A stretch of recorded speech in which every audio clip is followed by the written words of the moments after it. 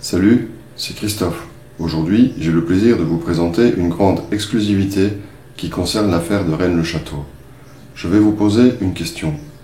Pensez-vous que le mystère de Rennes-le-Château pourrait être lié à la question d'une cité fantôme? C'est ce que nous allons découvrir par l'étude d'un phénomène astronomique exceptionnel ayant lieu à la date du 17 janvier de chaque année. Ce phénomène astronomique est une révélation car il fait basculer le mythe de Rennes-le-Château dans une réalité scientifique et archéologique. Il s'agit du premier pas d'une grande chasse au trésor que j'ai commencé à partager au travers de mon livre intitulé « L'énigmatique mémoire de Sion, enquête et révélation sur un trésor millénaire », paru aux éditions de l'Opportun en 2019. Aujourd'hui, j'ai décidé d'approfondir certains thèmes de mon livre au travers d'une série de vidéos, dont voici la première qui s'inscrit dans le thème de l'archéo-astronomie. Je ne m'étendrai donc pas dans ce chapitre sur l'affaire de Rennes-le-Château, mais commencerai par vous présenter un bref résumé des découvertes de la Bessonnière, avant de vous emmener vers le site insolite des Pontils, à la découverte du phénomène astronomique qui nous emmènera dans les coulisses de l'histoire de l'ancienne méridienne de France et des sources littéraires qui permettent de l'identifier. Existe-t-il un site archéologique qui remonte à la nuit des temps, une cité fantôme perdue quelque part dans la région de Rennes-les-Bains et de Rennes-le-Château? C'est dans l'étude archéo-astronomique de ce phénomène que se trouve la réponse à ce mystère. L'affaire de Rennes-le-Château commence avec la Bessonnière. Lorsque le jeune prêtre arriva dans cette paroisse désolée en 1885, il était loin d'imaginer l'improbable destin qui l'y attendait.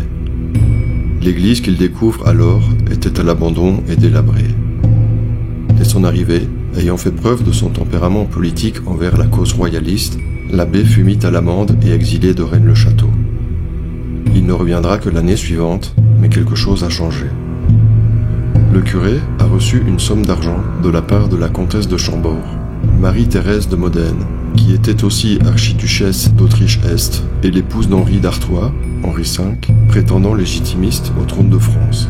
La vieille église n'est pas n'importe quel site non plus. Avant d'être consacrée, il s'agissait d'une chapelle funéraire privée, celle des comtes du Razès, laquelle était attenante à la demeure seigneuriale, aujourd'hui disparue. Et comme s'il avait suivi des recommandations, la Bessonnière commença les rénovations de l'église par un détail, le changement du vieux maître-autel.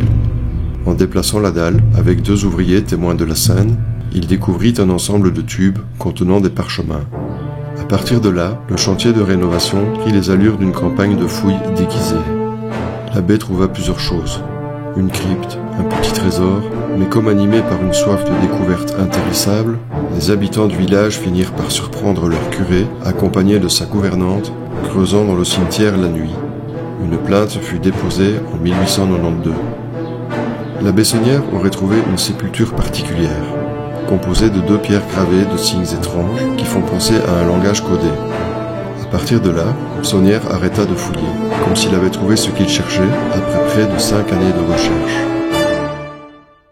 Ce fut aussi pour l'abbé le début d'une fortune inexpliquée. Avait-il découvert un secret? Un demi-siècle après sa mort, la Bessonnière et ses mystérieuses découvertes allaient devenir célèbres grâce à la plume de Gérard de Sède, qui publia pour la première fois des reproductions de documents que le curé aurait découverts. La clé du succès de l'affaire de Rennes-le-Château se trouve dans la démonstration du décryptage de ces documents qui, combinés selon la technique du chiffrement de Vigenère, révèlent un rébut. Le seul problème, c'est que ce message est une nouvelle énigme, à ce jour incomprise. Bergère pas de tentation, que Poussin Tenier garde la clé Pax 681, par la croix et ce cheval de Dieu, j'achève ce daimon de gardien, à midi, pomme bleue. C'était un résumé sur le contexte des découvertes de la Bessonnière à Rennes-le-Château. J'y reviendrai dans la prochaine vidéo. Abonne-toi si tu ne veux pas la louper. La dynamique des découvertes de la Bessonnière est basée sur le modèle d'un jeu de piste. Visiblement, l'abbé a dû chercher et rassembler des pièces qui étaient complémentaires afin de pouvoir percer l'énigme. Le message révélé par Gérard de Sède soulève bien des questions, à commencer par la formule Et in Arcadia ego, que l'on retrouve dans un mélange de grec et de latin sur la dalle de Blanchefort. Cette formule latine, on la retrouve aussi sur les bergers d'Arcadie de Nicolas Poussin. On a retrouvé une reproduction de ce tableau dans les effets personnels de l'abbé Saunière, ce qui confirme qu'il aurait bien été sur cette piste. Si le message codé révélé par Gérard de Sède cite Nicolas Poussin comme étant le gardien d'une mystérieuse clé Pax 681, on retrouve aussi sur la dalle de Blanchefort un symbole formant à la fois le mot latin Pax et le nombre grec 681. Quel serait le sens de cette clé mystérieuse? Pensez-vous qu'il existe un lien entre Nicolas Poussin, l'énigme Et in Arcadia ego et l'affaire de Rennes-le-Château? Dans cette belle région, on trouve des vestiges archéologiques très anciens, parmi lesquels un vieux menhir, à proximité duquel un mystérieux caveau ressemblant au tombeau des bergers d'Arcadie avait attiré l'attention des chercheurs. Ce site est le lieu-dit Les Pontilles et je vous propose d'y mener notre première enquête. Le site des Pontilles est un hameau perdu de la vallée du Rialcès, situé entre Serres et Arques. Sa particularité? On y trouve un menhir incliné, un vestige archéologique authentique sur lequel on ne sait rien. Le site est surtout célèbre pour la reproduction du tombeau des bergers d'Arcadie, célèbre toile de Nicolas Poussin, qui cacherait la clé d'un grand secret. Mais ce tombeau n'aurait été construit qu'au XXe siècle, et ne présente donc aucun rapport avec Nicolas Poussin, si ce n'est que quelqu'un semblerait avoir voulu rendre hommage à cette peinture dans ce lieu perdu. Ce tombeau était-il un message caché? Le premier caveau fut construit par la famille Galibert en 1903 et aurait été une sépulture ordinaire. Et ce ne serait qu'entre 1931 et 1932 que la reproduction du tombeau des bergers d'Arcadie aurait fait son apparition sur le lieu-dit. Si ce tombeau est bel et bien une œuvre contemporaine citant le vieux tableau de Nicolas Poussin dans ce paysage, le thème d'un tombeau sur cette partie du hameau des Pontilles n'est pas nouveau.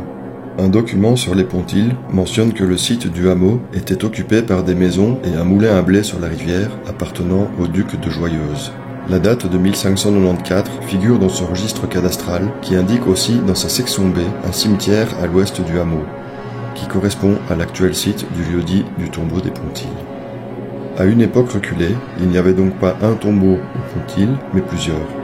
La présence du moulin sur la rivière est rapportée sur la carte Cassini datant du XVIIIe siècle.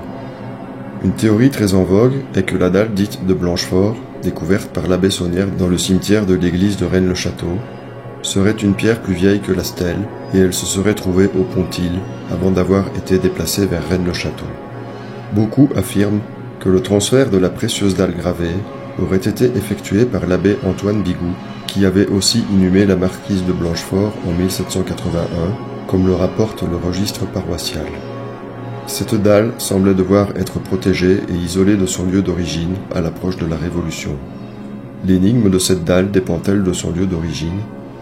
Revenons sur l'étrange menhir incliné, qui apparaît sur la carte exactement au milieu de deux donjons médiévaux, les châteaux de Serres et d'Arques. Le site des Pontilles est-il une clé de l'énigme de Rennes-le-Château? L'excursion à Arques et Fourtou du 9 juin 1924, rapportée dans les bulletins de la Société scientifique de l'Aude, raconte un bref passage par ce menhir. La position du mégalithe, ses mesures et dimensions sont énoncées. Il est dit que le menhir se trouve précisément sur le méridien de Paris, mais en réalité, il y a un léger décalage entre le méridien et le mégalithe. L'article rapporte que le menhir est incliné vers le sud-sud-ouest, ce qui est assez subjectif lorsqu'on se trouve sur place. Beaucoup plus intéressant, le texte dit, je cite, qu'une vaste excavation se trouve sous le monument, la terre résonnant en creux au pied du mégalithe. Si l'on ne peut savoir ce qui se trouve sous le mégalithe, on peut savoir ce qui se passe ou s'est passé au-dessus, dans les étoiles, car avec son allure de doigt pointé vers le ciel, ne serait-ce pas les astres que ce menhir semble désigner?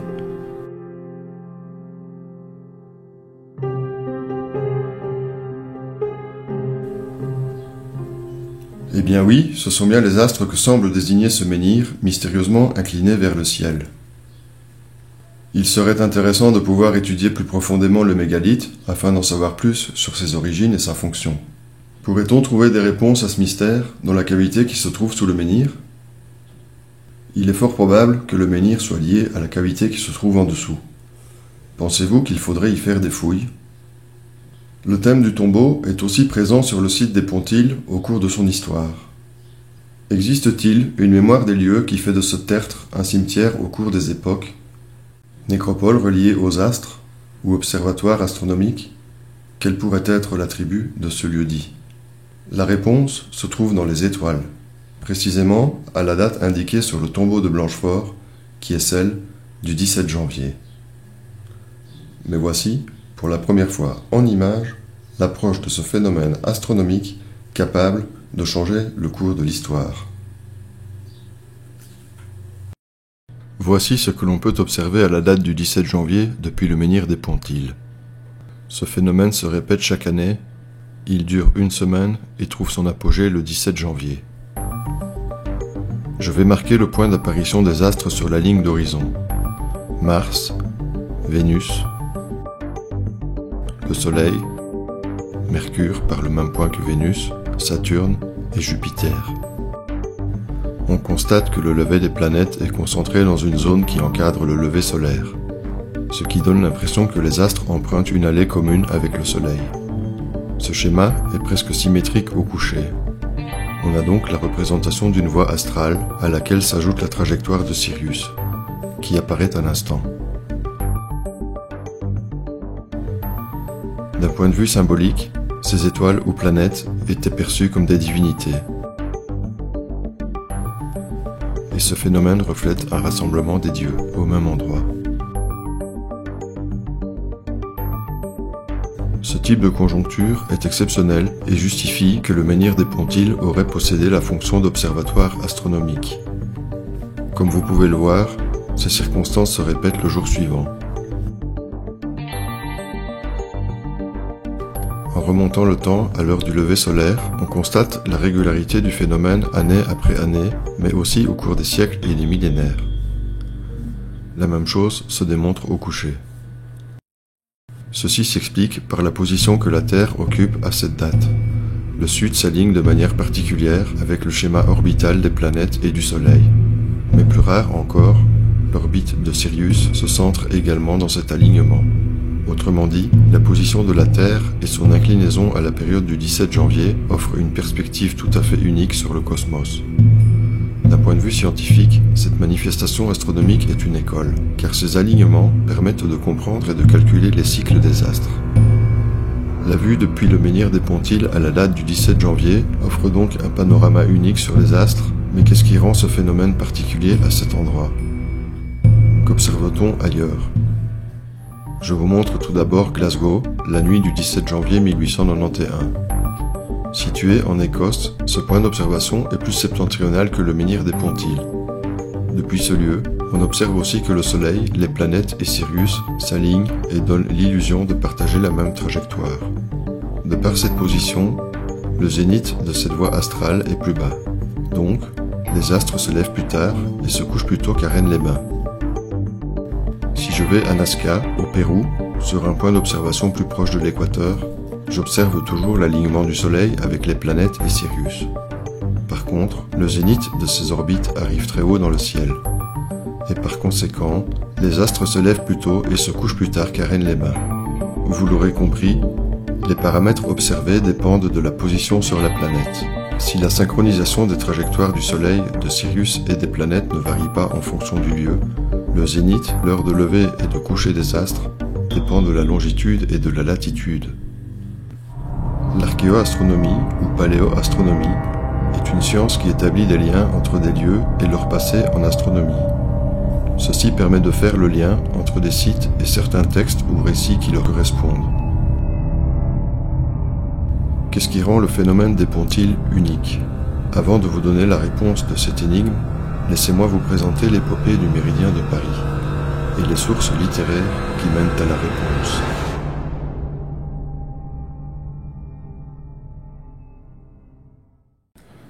Donc, le menhir des Pontilles aurait eu la fonction d'observatoire antique, et l'ancien méridien de Paris coïncide avec cet axe d'observation, comme s'il s'agissait d'une version plus récente du menhir en tant qu'outil astronomique. Une question pertinente serait de pouvoir établir un lien entre ce méridien et les sites archéologiques qui s'y trouvent. L'épopée de l'ancienne méridienne de France aurait-elle été une grande chasse au trésor destinée à localiser quelque chose dans la région de Rennes-le-Château? L'ancienne méridienne de France est aussi appelée méridien de Paris. Une rumeur dit que le méridien serait la clé d'un secret hermétique, que des indices de ce secret seraient dispersés le long de son axe. C'est ce que Dan Brown a mené à son paroxysme en faisant du méridien une figure principale de son code Da Vinci.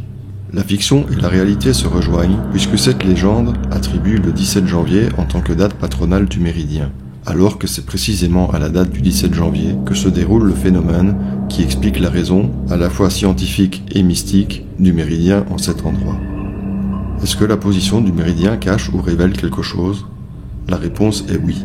Si la pyramide du Louvre semble rendre hommage à une Égypte transparente en plein cœur de Paris, c'est bien dans l'égyptologie que se trouve la réponse à la méridienne de France. Et l'aventure du tracé de ce méridien de Paris ressemble à une chasse au trésor. Tout commence en 1666, alors que Colbert créa l'Académie des sciences, dont la première mission fut de tracer une nouvelle méridienne et de construire l'Observatoire de Paris. La position du méridien a été définie le 21 juin 1667, jour du solstice, par les mathématiciens de l'Académie, et le chantier de l'Observatoire commença. On aurait pu prendre un monument de Paris comme point de repère, mais non, il a fallu calculer cette position précise, et cela induit que l'on recherchait quelque chose au départ de données. Dans la suite de cette vidéo, je vous parlerai de deux textes qui permettent d'identifier ce phénomène du 17 janvier depuis cet axe d'observation. L'un de ces deux textes a été en possession de Colbert, ce qui expliquerait la source des données utiles au calcul de cette méridienne. C'est ainsi. L'ancienne méridienne de France est plutôt une ancienne méridienne égyptienne, qui était perdue et qui aurait été secrètement retrouvée. À l'époque, la France possédait déjà une méridienne, assez récente puisqu'elle avait été établie en 1634 et était fixée sur l'île de Fer dans les Canaries.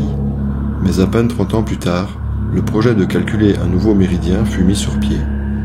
En 1669, l'abbé Picard effectua la première mesure d'un arc de méridien. Ceci permit de mesurer la Terre et de cartographier géométriquement la France. En 1683, Louis XIV, le roi qui possédait le tableau des bergers d'Arcadie dans sa chambre, ordonna de tracer le méridien du nord au sud du royaume.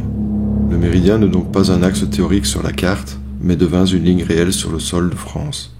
Cet ordre fut exécuté par Jean-Dominique Cassini, qui commença les travaux immédiatement. Mais à peine commencés, les travaux furent interrompus par la mort de Colbert en septembre 1683.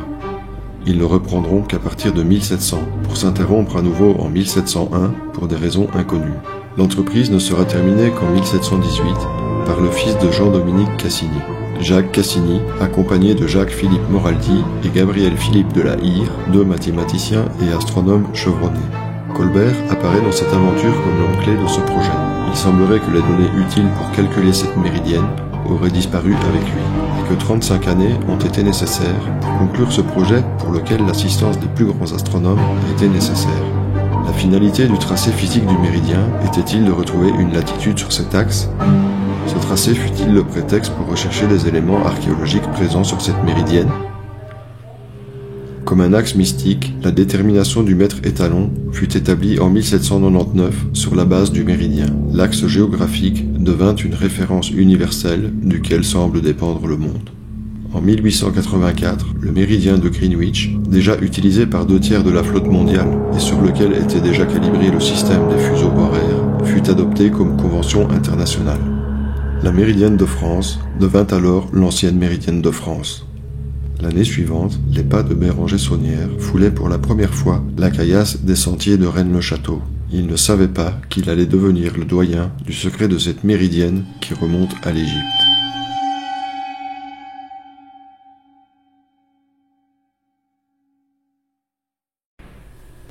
À l'Égypte? Oui, mais plutôt à un concept nommé Égypte que l'on ne connaît plus aujourd'hui. Une forme d'Égypte fantôme et hermétique, une Égypte souterraine et cachée, à laquelle la pyramide du Louvre serait un hommage contemporain, ce qui laisse entendre que ce secret posséderait encore des doyens aujourd'hui. L'idée que le secret de Rennes-le-Château concerne quelque chose qui remonte à l'Égypte n'est pas nouvelle, et au contraire, Plusieurs chercheurs coïncident dans cette voie, sans toutefois pouvoir poser d'affirmation concrète. La réponse se trouve dans ce phénomène astronomique auquel serait dédié le menhir des Pontiles, car ces paramètres semblent correspondre avec la description du fonctionnement du calendrier égyptien tel que l'ont rapporté les auteurs du 1er et du 2e siècle. Je vous présente ces sources littéraires. L'histoire du Hieroglyphica remonte à Horapollon, philosophe alexandrin du 5e siècle qui avait composé un traité sur les hiéroglyphes égyptiens étudiés depuis les sources de son époque.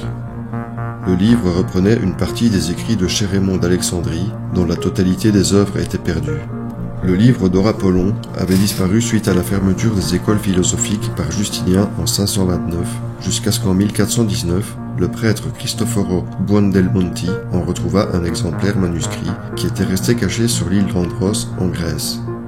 Après une disparition de 9 siècles, l'ouvrage fut publié pour la première fois dans sa version originale grecque en 1505 par Aldmanus l'Ancien à Venise.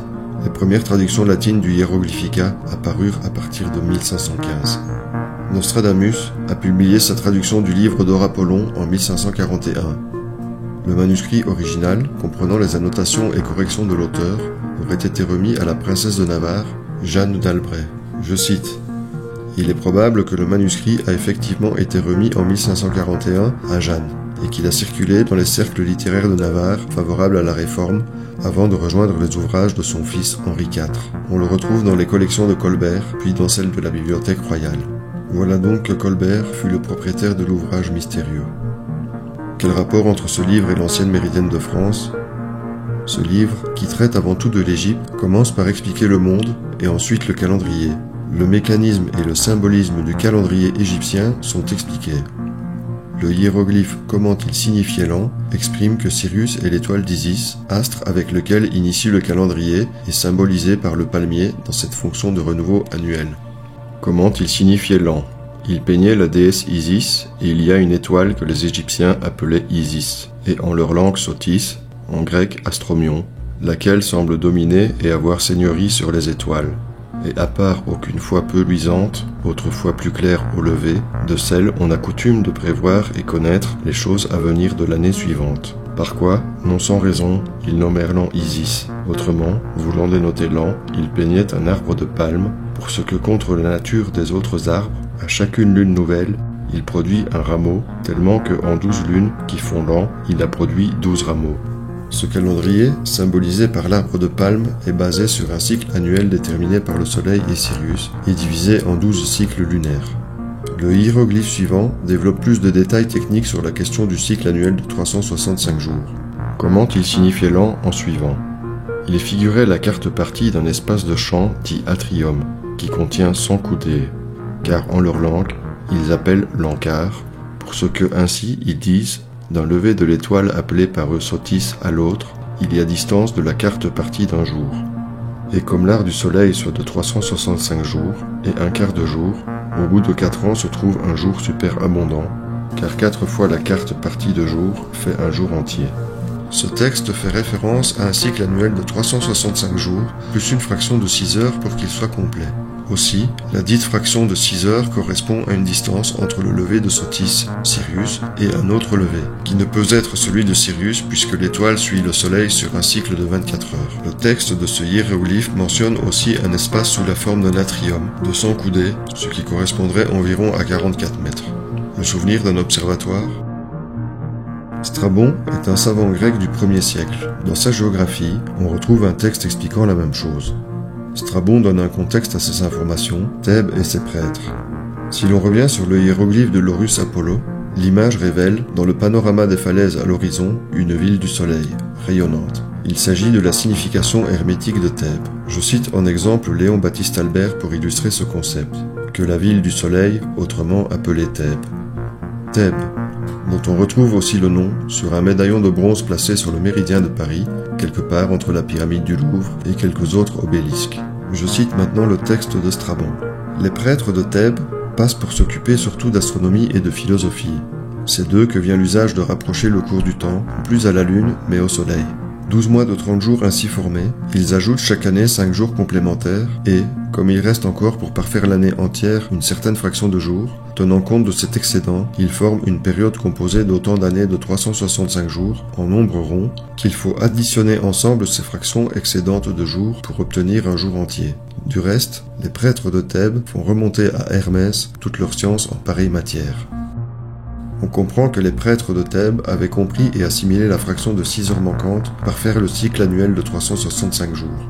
Plus étrange, ces prêtres prétendaient tenir leur science d'Hermès, le dieu de l'hermétisme et des langages codés, le dieu qui était né à Silène, au cœur de l'Arcadie. À la source de l'énigme de Rennes-le-Château, l'Arcadie et son langage codé semblent trouver une réponse dans ce texte, dans les paramètres de la définition du calendrier de l'Égypte des pyramides.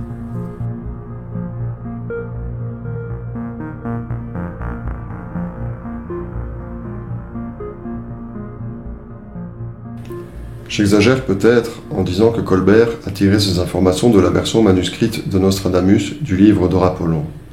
Les astronomes de cette époque auraient pu posséder d'autres versions de ce livre, mais il aurait été dommage de ne pas mentionner que Colbert apparaît sur la liste des propriétaires du manuscrit dans ce contexte.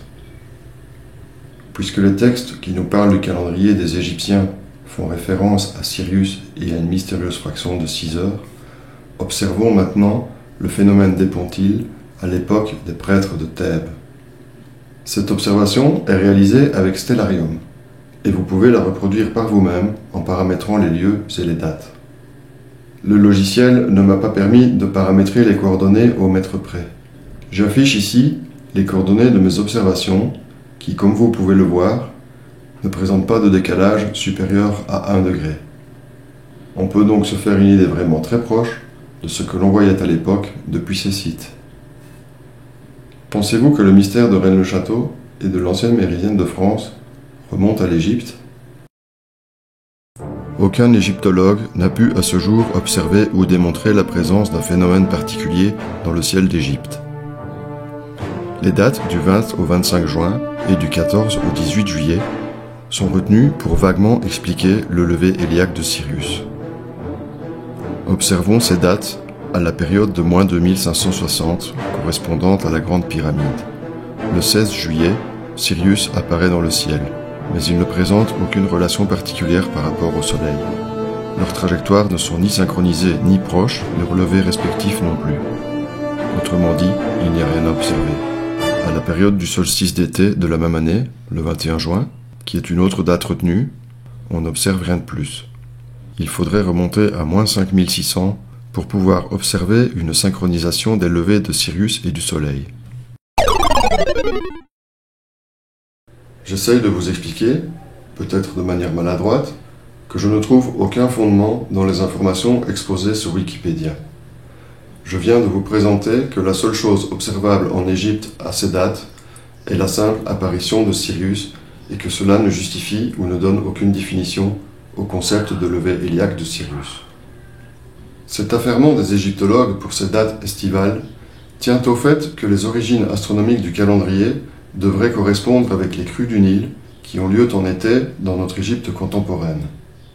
Je vous présenterai une enquête spéciale sur ce sujet dans une prochaine vidéo, et si tu n'as pas la patience d'attendre, alors retrouve ces informations dans mon livre. S'il y a parmi vous un égyptologue spécialiste du calendrier, possédant des informations plus précises sur le sujet, je l'invite à me contacter. Pour poursuivre, voici ce que ce phénomène astronomique du 17 janvier, observé depuis le menhir des Pontiles, aurait à nous apprendre sur le lever héliaque de Sirius. Sur l'axe de l'ancien méridien de Paris, là où un médaillon suggère que le levant de Thèbes se trouve au sud de Paris, soit quelque part près du menhir des Pontiles, on observe que les trajectoires de Sirius et du Soleil sont invariablement synchronisées à la date du 17 janvier de chaque année. Dans le texte du hiéroglyphe « Comment il signifiait l'an en suivant », 2 éléments clés sont présentés. Une fraction temporelle de 6 heures équivalente à un quart de jour, et la notion d'une distance temporelle entre Sirius et le lever d'un autre astre, qui en y réfléchissant un peu ne peut être que le Soleil. En effet, dans ce phénomène du 17 janvier, le Soleil et Sirius ont une trajectoire fixe dans l'espace et dans le temps. Leur lever et coucher se répètent à la même heure l'année suivante. ce qui n'est pas le cas des planètes qui partagent la même trajectoire, mais dont l'heure du lever et du coucher est variable d'une année à l'autre. La fraction clé du phénomène aux origines du calendrier de l'ancienne Égypte correspondrait donc à une fraction de 6 heures entre le coucher de Sirius et le renouveau solaire. Sirius semble régulier au cours des années, mais au cours des siècles et des millénaires, il y a une variation. J'ai calculé que le lever de Sirius avance sensiblement d'environ.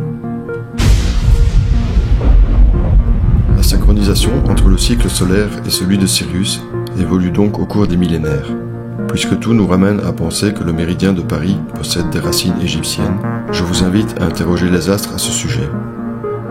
Effectuons maintenant cette recherche au temps des prêtres de Thèbes. J'ai choisi la datation officielle de la pyramide de Gizeh comme point de repère pour nous rapprocher de ce que les astronomes de Thèbes pouvaient observer à leur époque. Depuis Thèbes, en Égypte, on observe que la fraction temporelle qui nous intéresse correspond à 4h40 à l'époque des pyramides.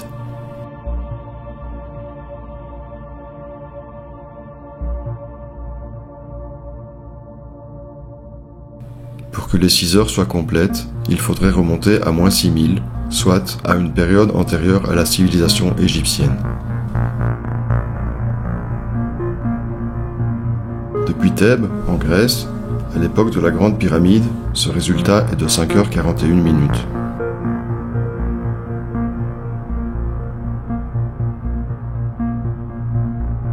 La période qui correspond à la fraction temporelle de 6 heures se situe en moins 3500. On est déjà plus proche du temps des Égyptiens, mais tout de même 1000 ans en avance sur la date d'occupation de la Grande Pyramide. Depuis l'observatoire du menhir des Pontiles, l'énigme millénaire gisant comme une belle endormie parmi les montagnes proches de Rennes-les-Bains et de Rennes-le-Château trouve sa réponse. En l'année moins 2560, la fraction temporelle entre le coucher de Sirius et le renouveau solaire est de 6 heures et de 4 minutes.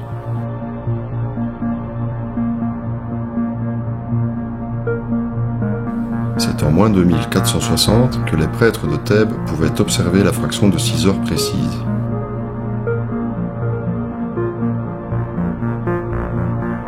Non seulement on retrouve dans ce phénomène la description du hiéroglyphe d'Or-Apollon, mais plus exceptionnel encore, le lever de Sirius est parfaitement aligné et synchronisé avec le coucher solaire. Si on observe précisément le phénomène aux origines du calendrier des anciens Égyptiens depuis l'observatoire du menhir des Pontiles, qu'observe-t-on depuis l'observatoire de Paris? En observant la même année, le résultat est différent.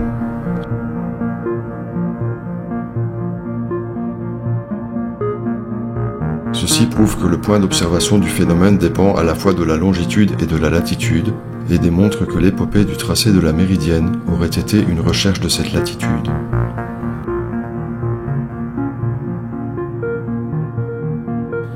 Les prêtres de Thèbes, évoqués par Strabon, seraient plutôt des prêtres de Rennes-les-Bains, ou disons d'une autre manière, que la Thèbes de laquelle est né le calendrier des Égyptiens ne s'est jamais trouvée en Égypte, ni en Grèce, ce qui explique pourquoi il est impossible de fournir une explication astronomique depuis ces points d'observation.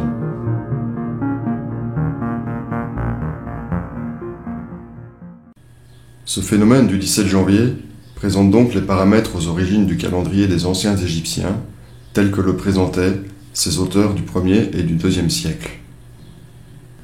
De deux choses l'une, soit que ces paramètres ont été observés en moins 6000 par une civilisation antérieure aux Égyptiens, et que cette civilisation inconnue leur aurait transmis cette connaissance. Ce qui expliquerait l'allégorie de Strabon, qui dit que les prêtres de Thèbes ont reçu cette connaissance d'Hermès. Soit que ces prêtres de Thèbes, décrits par Strabon, ont observé ce phénomène à l'époque qui leur correspond, mais depuis la région de Rennes-les-Bains. Restons scientifiques et tâchons d'analyser ces informations. Pensez-vous qu'une civilisation inconnue, qui n'a pas laissé de traces, ait observé ce phénomène depuis l'Égypte que l'on connaît aujourd'hui, pour en transmettre la connaissance aux Égyptiens près de 4000 ans plus tard, ou que les Égyptiens auraient observé ce phénomène par eux-mêmes, à l'époque qui leur correspond, mais depuis une cité proche de Rennes-les-Bains et non sur les rives du Nil contemporain. Une cité qui, pour des raisons inconnues, aurait été totalement effacée de l'histoire. Après tout, le nom de cette Thèbes mentionnée par Strabon est peut-être plus symbolique et universel qu'il n'y paraît. Y aurait-il une Thèbes, inconnue, quelque part sur l'ancienne méridienne près de Rennes-les-Bains? C'est précisément dans cette voie que le légendaire de la région est inscrit, car le mythe d'une cité perdue est intrinsèque à ces montagnes.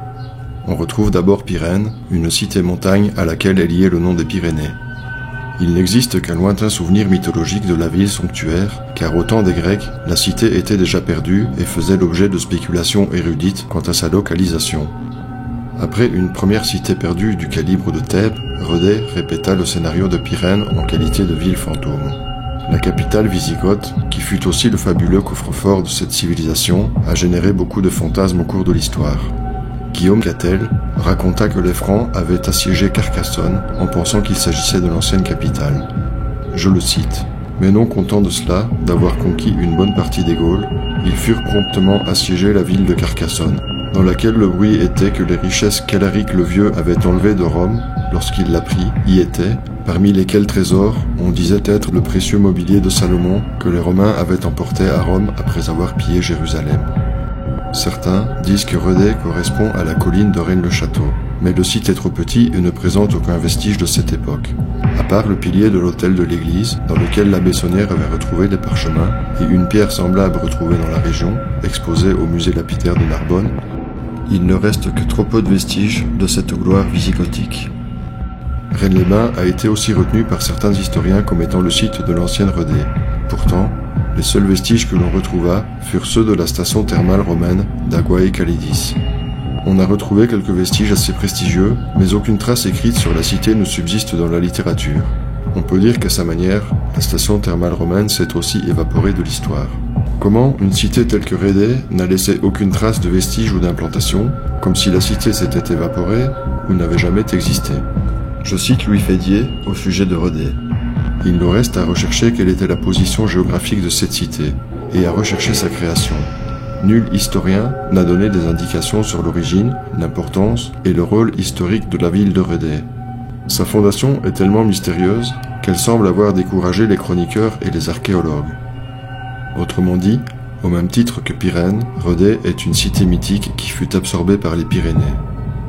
En sachant que les érudits ont spéculé sur Pyrène à partir du IVe siècle avant Jésus-Christ jusqu'au IVe siècle de notre ère, on peut en conclure que vers moins 500, la cité était déjà perdue depuis longtemps. Pyrène aurait-elle été la Thèbes depuis laquelle les prêtres décrits par Strabon avaient observé le phénomène aux origines de leur calendrier? Il existe une Thèbes en Égypte, une autre en Grèce. Existerait-il une Thèbes en Rhazès? Quel est le concept de Thèbes? Que signifie Thèbes? Thèbes n'est pas le nom original de la cité. Le nom en égyptien ancien était... L'origine de ce mot est incertaine. Selon Martin Bernal, il viendrait directement ou indirectement d'une racine égyptienne qui signifie boîte, coffre, cercueil, palais, temple. Donc, dans un second degré de lecture, le concept de Thèbes se résume en un espace qui incarne à la fois les valeurs de boîte, de coffre, cercueil, palais ou temple. Ceci nous rapproche donc de l'énigme Et in Arcadia Ego, dont le langage semble mener à la redécouverte d'une chose oubliée au sud du méridien de Paris.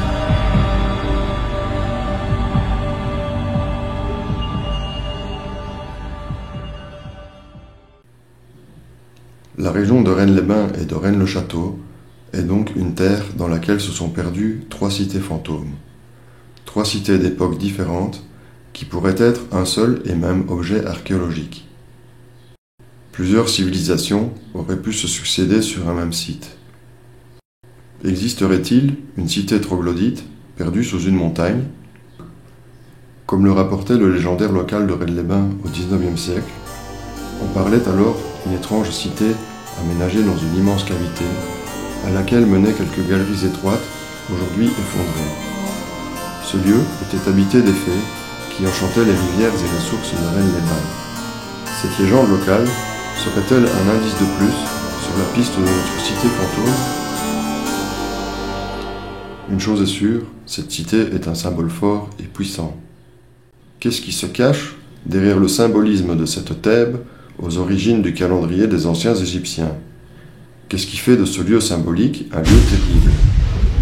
Encore une fois, La réponse se trouve dans la lecture de ce phénomène astronomique exceptionnel. Découvrons ensemble cette distorsion de l'histoire.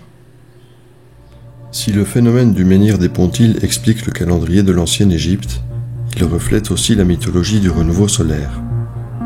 Revenons-en à la nuit du 17 janvier, moins 2460, en considérant la ligne d'horizon comme une limite entre le monde céleste et l'inframonde.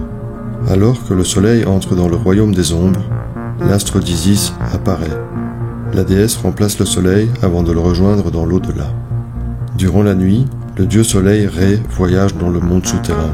Là, il sort les défunts de leur sommeil grâce à sa lumière, il y répartit des offrandes funéraires, juge les pécheurs et combat le serpent géant Apophis. Lorsque Ré s'unit au corps momifié d'Osiris, il en tire une force qui lui permet au matin de renaître au monde des vivants. Ainsi, lorsque le soleil s'unit au corps d'Osiris, Isis à son tour le rejoint dans le monde des morts et y séjourne 6 heures avant la renaissance de l'astre du jour. L'année nouvelle commence avec ce nouveau matin, mais il faudra rajouter le quart de jour que les divinités ont passé réunies dans le monde des morts pour que le cycle annuel soit parfaitement complet. Si le cours des astres retrace le mythe du renouveau solaire, les montagnes correspondant à ces entrées et sorties astrales reflètent le concept symbolique de portail entre les mondes. Le monde des morts est-il une signification plus avancée de Thèbes, un espace en forme de boîte, de coffre, qui possède à la fois les valeurs de cercueil, de palais et de temple? Le séjour des immortels, aux racines du mythe de l'Arcadie, ressemble-t-il à une montagne ou à un tombeau? L'histoire de la géographie présente un cas qui établit un lien ambigu entre l'ancienne méridienne de France et le mythe du monde des morts. Claude Ptolémée est un astronome et géographe grec qui vivait à Alexandrie au IIe siècle. Ptolémée donnait à la Terre une forme sphérique et estimait sa circonférence à 180 000 stades. Il ne fut pas le premier dans cette démarche, car Posidonios, Érasthothène et Hipparque avaient déjà spéculé sur la dimension et la forme de notre planète avant lui. Plus intéressant, Ptolémée créa une méridienne et fixa son point zéro sur les Fortunata, connues comme les îles Fortunées ou îles des Bienheureux. D'un point de vue mythologique, les îles Fortunées sont un espace utopique perdu entre le mythe et la réalité, car ces îles sont situées dans le séjour des morts. Ceci pose la question de la réalité des enfers ou du monde des morts au 1er siècle, car si le lieu correspond à une référence réelle, à un point de repère géographique, c'est peut-être qu'un espace physique à la base de ce mythe existait à cette époque. Le méridien de Paris serait-il une réplique de la méridienne perdue de Ptolémée? C'est à ces questions que semble répondre le message de Rennes-le-Château. La formule « et in Arcadia ego », qui n'est pas conjuguée dans cette forme, se traduit littéralement par « je existais en Arcadie ». La formule énigmatique est découpée et encadre un axe qui la traverse de haut en bas et qui est lui-même encadré de 4 mots « Ridis »,« Régis »,« Célis »,« Arcis ». Ces mots sont tronqués et leur dernière syllabe répète le nom d'Isis, la déesse ou l'étoile protagoniste du phénomène astronomique désigné par le menhir. Si l'axe était une allusion à une méridienne géographique, l'interprétation courante de ces mots rapporte Redis à Redé, mais c'est à mon sens une erreur, car cette racine est assez éloignée de Redé, qui ne comprend qu'un seul D et surtout un H. À mon sens, Redis viendrait plutôt de Redo et de ses dérivés, dont la signification se réfère à rendre ou restituer quelque chose. Régis se rapporterait à Regia, signifiant la résidence royale, le palais. Il peut aussi signifier la royauté ou la capitale. Célis viendrait de Cella, la cave, le cellier ou le grenier, le lieu où l'on enferme des denrées ou des provisions. Arcis désignerait Arca, signifiant un coffre ou une armoire, mais aussi un cercueil ou une borne de délimitation. Dans le contexte local, cette arche pourrait aussi désigner la mythique arche d'alliance, qui sommeille quelque part dans sa cachette depuis le 5e siècle. Ou encore Arcas, le nom d'arc entre le 14e et le 16e siècle. On retrouve donc dans cette composition de la dalle de Blanchefort un concept fort proche de la définition étymologique de Thèbes, celui d'un objet ou d'un lieu qui est à la fois une cave de dépôt et une arche, un coffre et un cercueil, un palais royal et une borne. L'allégorie du tombeau d'Arcadie est-elle celle de ces définitions étymologiques qui rassemblent Thèbes et Redé dans le même concept? La dalle de Blanchefort nous parle donc d'un axe sur lequel se trouve une arche cachée, dans une cave qui est à la fois un palais et un tombeau, qui est de pouvoir souverain et qui doit être rendu ou restitué. La très ancienne cité fantôme, rapportée comme une Thèbes dans le contexte du phénomène astronomique, serait-elle devenue Rodez à une certaine époque? Les Visigoths auraient peut-être mis la main sur cette cache archéologique et auraient pu se l'approprier, ce qui expliquerait toute absence de traces ou d'informations au sujet de la construction et localisation de la cité à laquelle est lié le mystère du plus grand trésor de l'histoire. Les trésors du monde souterrain, situés là où se cache le soleil de cette Thèbes perdue, était-il l'enjeu de la latitude mystérieuse recherchée par les astronomes français? C'est à Rennes-le-Château que se trouve la réponse.